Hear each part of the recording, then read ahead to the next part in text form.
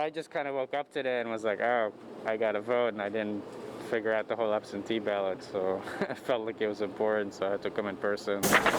We heard a variety of reasons for why people decided to vote in person despite the coronavirus, including from Anastasia Morris, who, pandemic or not, wanted to vote in person for her first time voting. I wanted to actually get the physical experience, and plus it was a little too late for me to fill in the absentee ballot or apply for it.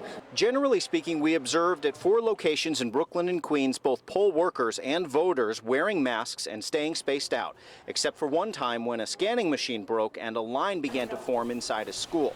Extra precautions, though, that were promised by the New York City Board of Elections were a little more hit and miss. We noticed the pens people could take away to reduce touch contact, but we saw none of the plexiglass tabletop shields the BOE had spent hundreds of thousands of dollars on.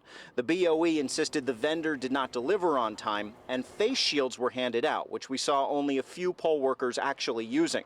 But a source familiar with the shield order says, in fact, they were delivered on time, and as of yesterday, the Board of Elections had not distributed thousands of the shields to polling locations. Either way, there were so few people at polling places, we did not find one person who thought the experience felt overcrowded or unsafe. Did you feel like they did a nice job keeping everyone safe? I do. I felt it went pretty smooth. Did you feel safe? Yes, I did. Now, we showed you one of the issues that we noticed with that ballot scanning machine, just one of several that we were tracking, including some reports of certain races not being printed on certain ballots. And these aren't down ballot races. These are key congressional races that we investigated whether or not people actually had a chance to vote or they were disenfranchised.